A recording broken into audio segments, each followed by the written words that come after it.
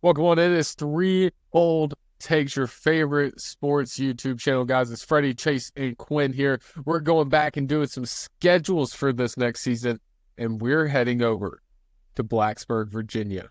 To Virginia Tech, guys, the Hokies we're talking about today, and we're talking about their schedule, what they're going to do this next season in 2024. Guys, I'm super excited about this one because honestly, I think Virginia Tech walks in hold on. Host Clemson at home 9-0.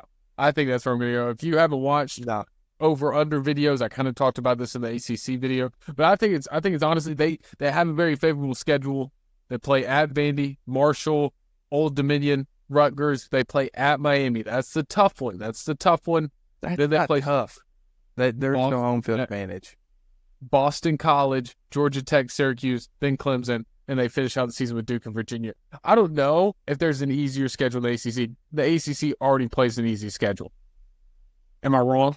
Well, personally, I see 2 losses before they ever get to the Clemson game. And you're talking about Miami and Rutgers, aren't you, Quinn? Yeah. Miami and Rutgers, I think they dropped both games. However, overall for the whole season, I do see them going 8-4. 8-4, brother. Yeah. What? Yeah, I think they could be 8. I think they'll be 8-4. Who else are they losing to? Well, they're losing the game to Clemson as well. And then I think between the road trip to Syracuse, the home game against Georgia Tech, and the road trip to Duke, I think they dropped one of those 3 games. Only one, but one. Yeah, I've got 8-4 as well. I think they lose to Virginia, or not Virginia. I think they lose to Georgia Tech. I think that's the one of the 3 that you mentioned they lose to. I think they actually beat Rutgers, believe it or not. So I've got them at 7-2 as well, heading into the Clemson game, lose against Clemson, and then I think they also lose at Duke as well.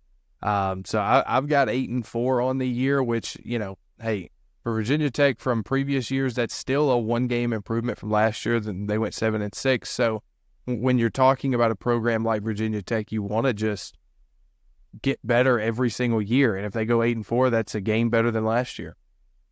I'll say this. I think they have the potential to get to double-digit wins by the end of the season. Because I could see a world where they pull 9-3, win their bowl game, and get to 10-3 to end the year. And if that happens, I mean, you're talking about that's a huge momentum boost to take into the next season. It's also big during all this conference realignment stuff. As much as, like, you try to think, like, big picture, they do succumb to, like, recency bias. So if you can get yourself back to good before this realignment stuff really goes down, you could find yourself in a better situation than if you keep meandering around 6-6. I think the only 2 games they have a problem with is Miami and Clemson on the schedule. I think Georgia Tech's got a really rough schedule themselves, so they're going to be pretty beat up along the way. I think Syracuse is always an oddball that we have to deal with in the ACC. If you don't pay attention to the ACC enough, Syracuse is like the early 2010s Iowa State. They would win 3-4 games and then they're going to upset somebody. They have a whole new coaching staff in there this year, so I don't really know how well they're going to be.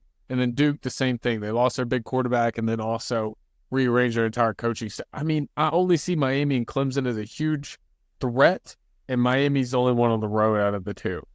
So, well, I mean, yeah, like you could see those 2 as the only threat, but we're still talking about Virginia Tech here, who will lose a game they're not supposed to lose to, or lose a 50-50 game where the line is, a 1.5 favorite either way. Like, we're still talking about Virginia Tech. We're not talking about Miami that will get the benefit of the doubt against some of these other teams that may be a toss-up. Yeah, that's kind of where I'm coming from. It's like, I look at their schedule and I say, okay, I think they're guaranteed losses against Clemson and Miami. I think they're a step behind both teams.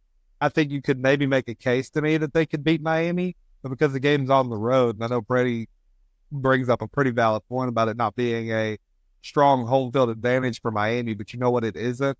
It's not a home field advantage for Virginia Tech, and that's pretty important. And then as far as the Clemson game goes, I just think Clemson's better than. So then you look at the rest of your schedule. I'm not convinced. That's a 10-game season. I think you go 8-2. Good way to put it. I know there's something else you want to say. I know there is. You know, Well, I and in me, I want to say I'm going to go conservative and say 10-2. That's really not conservative. How is that? Not conservative. But I mean, it looks so simple when you're looking at it on paper for their schedule. I don't know. Again, I bring up the point. Yes, it looks so simple if we weren't talking about Virginia Tech here, Chase. I'm just shocked that you're not riding more on Rutgers beating Virginia Tech, because I know you're a big Rutgers guy. I thought we had that in common. I am. Are you there? He's blowing smoke, dude. I'll go more conservative and say 9-3 with that drop to Rutgers. But I think the rest of the ACC schedule is just, it's not like you got Stanford, Boston College, Georgia Tech, and Syracuse. They have to go to Stanford. Now, this is something that Quinn mentioned in our ACC over-under video about Stanford. You have to go to Stanford. Now, that's after you play at Miami, and then you look at the games before that, Rutgers, Miami, and then you travel all the way to Stanford. It could be a complete beatdown at Miami, and then you have to go all the way to Stanford. I'm just saying what could happen. I say it will. It could happen. I just don't see much else on the schedule that screams losses to me, Quinn. And I mean, obviously they're going to fly, and they're going to go back to Virginia in between. But the point of where he's bringing up Stanford could be a trap game after you played Rutgers and Miami, and then you play Stanford. It is a 44-hour drive from Miami to San Francisco. That is a long. I mean, obviously they'll take a plane, but that is a long trip. I mean, you're going complete. You can't get much further apart, and I think that I just think there's too many moments on this schedule. I think more often than not they're going to win, because I think they're going to be a really good team this year. But I just think there's going to be a moment or two where they're going to slip up and lose someone that you think there's no way they can. I think you pay more attention to the Stanford game if they beat both Rutgers and Miami. That's when it becomes a true trap game for them. It's like, oh, we got to travel, and this is a beatable team. Okay, I think that's when they lose. You also got to keep in mind, though, Virginia Tech is a team that doesn't have much depth.